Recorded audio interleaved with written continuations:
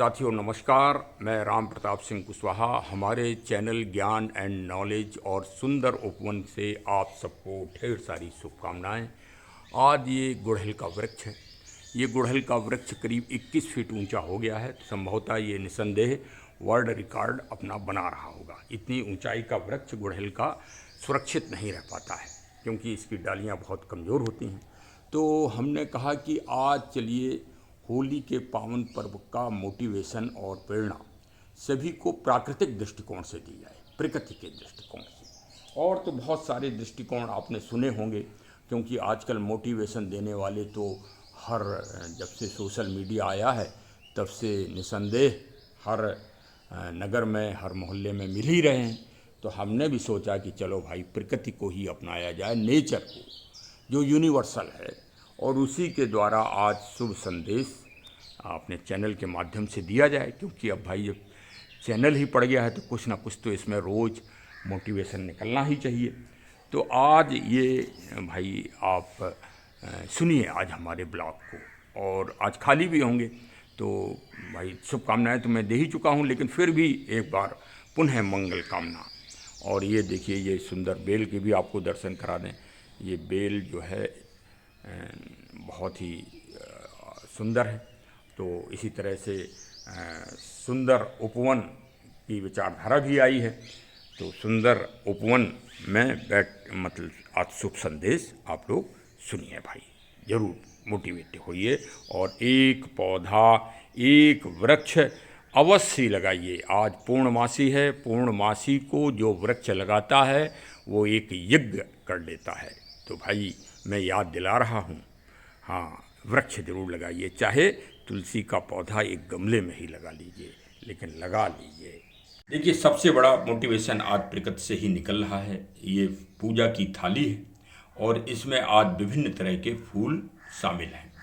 मतलब पूरा भारत शामिल है, पूरा विश्व अगर कहें तो वो भी शामिल है। क्यों? देखिए अब इसमें गुलाब का भी फूल है, अभी मैं आपको दिखाता हूँ। और इसमें ये विभिन्न तरह के फूल हैं, मतलब गुलाब मतलब फूलों का राजा। तो इस थाली में आज भगवान की सेवा में आज जो है ये गुलाब भी है और ये पान का पत्ता भी है, और ये देखिए ये डहलिया भी है सुंदर, और ये देखिए ये घास जिसे कहते हैं दूब, ये भी है। तो एक तरफ हो गया राजा और एक तरफ हो गया रंग, और सब इसी थाली में हैं। देखिए तरह तरह के फूल हैं, तरह तरह के पत्ते हैं और तरह तरह के ये देखिए रंग गुलाल और अबीर हैं।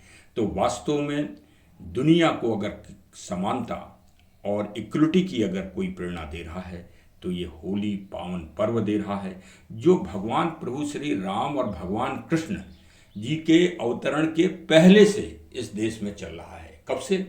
सतयुग काल से। प्रहलाद, भक्त प्रहलाद और हिरण्याकश्यप की कहानी आपने सुनी ही होगी, जग जग में है, अभी जन जन में फैलाना है। ये भारतीयों की कमी है कि भारतीय अपनी प्रेरणा को, अपनी शिक्षा मोटिवेशन को पूरी दुनिया में फैलाने में अक्षम रहे, जो हमारे पूर्वज थे। अब देखिए भारत के संविधान निर्माताओं ने भारत की संस्कृति और भारत की परंपराओं से प्रेरणा नहीं ली, और जो भारत के फंडामेंटल राइट्स हैं, मूल अधिकार, जो नागरिकों के मूल अधिकार हैं, उसमें जो समानता का अधिकार लिया है, जरा उसकी विवेचन करिए, उसका विश्लेषण करिए। अनुच्छेद 14 से लेके और 18 तक ये चीज़ है, समानता का अधिकार, इक्वलिटी का अधिकार। आज भगवान के भी दर्शन आप कर लो, भाई छोटे से भगवान सजे हुए हैं। चलिए प्रसंग आता है। तो ये समानता का अधिकार लिया है भारत ने प्रभावित होकर संयुक्त राज्य अमेरिका से। मतलब संयुक्त राज्य अमेरिका को आपने हीरो बना दिया, और जो आपकी परंपराएं और जो संस्कृति थी, भाई समानता के अधिकार में क्या है? जाति, लिंग, धर्म, भेद भाव, ऊंच नीच, और विशेषकर सार्वजनिक स्थान पर असमानता नहीं होगी। जो अगर समानता का विरोध, अगर समान मतलब जैसे कुआं है, तालाब है, नदी है, इन जगहों अगर कोई किसी तरह का विभेदीकरण करता है, ऊंच नीचे, मतलब गुलाब का फूल अगर ये कहने लगे कि हम तो राजा हैं, हम धूप दूब के साथ क्यों रहेंगे, पान का पत्ता अगर कहने लगे कि भाई हम गुड़हल के फूल के साथ क्यों रहेंगे, गुड़हल का फूल कहने लगे कि हम कनेर के फूल के साथ क्यों रहेंगे। जैसे अब भारत में तमिलनाडु है, आसाम है और जो है उत्तर प्रदेश है, जहाँ भाई तीनों स्थान हैं, कृष्ण जी की जन्मभूमि है, राम जी की जन्मभूमि है, भगवान काशीनाथ विराजमान हैं, भगवान बुद्ध जी भी यहीं विराजमान हैं, श्री महावीर जी भी यहीं विराजमान हैं, और भी महान महान पुरुष इस उत्तर भारत की पावन भूमि में हुए हैं। मैं यहीं लखनऊ से भाई आपको बोल रहा हूँ, इसलिए उत्तर प्रदेश का स्थान तो प्रमुख रहता ही रहता है।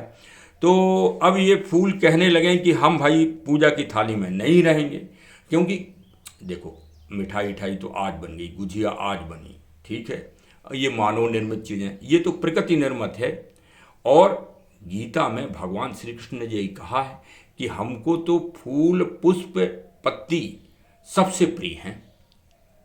तो भाई आज प्रत्येक भारतीय, अब भारतीय प्रत्येक इस बात से फूला हुआ है, हमारे माननीय प्रधानमंत्री जी भी इस बात का संबोधन करते हैं कि 1947 तक भारत को विश्व गुरु बनाना है, महाशक्ति बनाना है।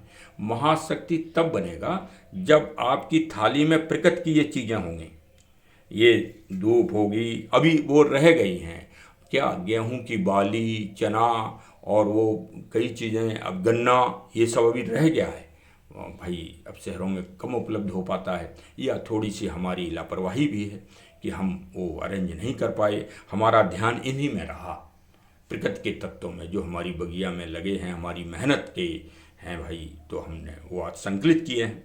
और शायद आज ये पूजा की थाली पूरे भारतीयों को देखना चाहिए और पूरे विश्व को देखना चाहिए।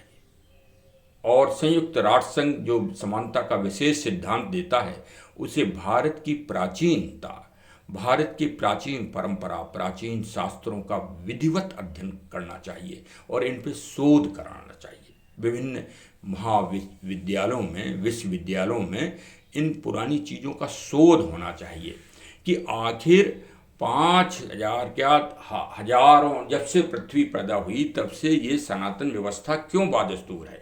इसको समाप्त करने के लिए समय समय पर बहुत सारे प्रयास किए, आक्रमण किए गए, इतिहास इसका साक्षी है, लेकिन ये अक्षुण क्यों है, ये अकल्पनीय क्यों है, ये अद्वितीय क्यों है, इस पे शोध होना चाहिए, इस पे शोध अवश्य ही होना चाहिए।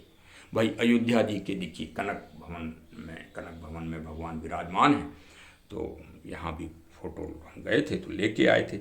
अब ये देखिए जल का कोई जाति है, जल की कोई धर्म है, इन फूल पत्तियों का कोई धर्म है, इन गुलाल जो प्रकृति के पेड़ पौधों के रसों से बनना चाहिए।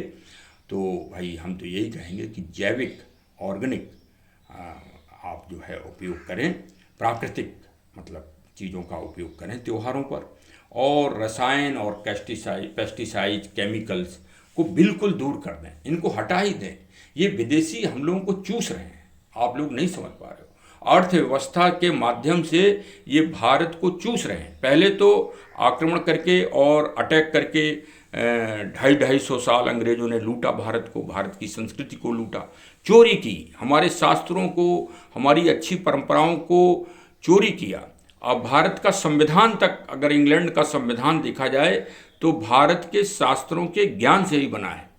भाई भारतीयों के टच में आने से पहले, जब पुर्तगाली, डच और अंग्रेज भारत में आए, इससे पहले अगर दुनिया में कहीं संविधान की चीज़ हो तो आप बताइए। लेकिन भारत में संविधान का प्रारूप अति वैशाली गणराज्य के टाइम से प्रारंभ है, और भी अगर आप चोल और पूरे भारत का अगर आप भ्रमण करें तो आप पाएंगे कि भारत में संविधान और नियम और कायदे और दंड के प्रधान पहले से ही था। श्री रामचरितमानस में इन्वेस्टिगेशन, विवेचना, अन्वेषण का जितना अच्छा डिस्क्रिप्शन है, इतना दुनिया के किसी शास्त्र में आपको नहीं मिलेगा। और फिर भाई भक्त प्रहलाद और हिरण्याकश्यप और होलिका की कहानी जो जन जन में है, ये आपको दुनिया की किसी संस्कृति, किसी सभ्यता, किसी सिविलाइजेशन में आपको देखने को नहीं मिलेगी। तो चलिए आज पूरे जोश और होश और उल्लास और आनंद के साथ पावन होली का त्यौहार मनाते हैं। और ध्यान रखिए कि किसी भी तरह की कोई ज्वलनशील रंग या ज्वलनशील हानिकारक कीटनाशक उस सब से का बिल्कुल दूर रखें और कदापि उनका सेवन न करें और न उपयोग ही करें। और जीवों का भी ध्यान रखें। भाई होली में कुछ यदा कदा मैं पुलिस विभाग में रहा हूँ तो सुनने को मिलता रहा है, तो जीवों का भी जीव प्रकृति के ही अंग हैं, उनकी भी रक्षा और संरक्षण व संवर्धन करना हम लोगों का दायित्व है। भाई हमारा चैनल तो प्रकृति के माध्यम से ही प्रकृति का जागरण और चेतना और विकास और जलवायु परिवर्तन की भीषण जो समस्या विभीषिका जो आ रही है दुनिया के सामने, उसके विषय में आगाह करता है। आप भी हमारे योद्धा हैं, प्रकृति के योद्धा हैं। आप भी मजबूत होइए और हमारे चैनल को सब्सक्राइब कर लीजिए और इस तरह एक अंश बन जाइए। देखिए दीपक का कोई जाति और धर्म है, दीपक सबको रोशनी देती है। ये धूप जल रही है, ये धूप बांस वाली नहीं है, साधारण लकड़ी की में बनी है। अब इसकी सुगंध पूरे चारों तरफ वायुमंडल में फैल रही है। और ये देखिए गंगा जल है और ये इसकी कोई ना किसी भी तरह का कोई विभेदीकरण नहीं है। तो प्रकृति के जो तत्व हैं उनमें कोई विभेदीकरण नहीं है, ईश्वर में कोई विभेदीकरण नहीं है। ईश्वर तो सबका है, ईश्वर सर्वशक्तिमान है। तो चलिए आज बहुत हो गया, अब भाई सबको सब्सक्राइब कर लेना है और मिलने जुलने वालों को आज भेजना है। बस बहुत बहुत हमारी चैनल की तरफ से व हमारी तरफ से शुभकामनाएं, मंगल कामनाएं के साथ बहुत बहुत हार्दिक बधाई। धन्यवाद धन्यवाद। जय हिंद जय हिंद। फूलों की थाली इसी तरह से सजना है भारतीयों की, तब भारत विश्व गुरु बनेगा और महान शक्ति बनेगी।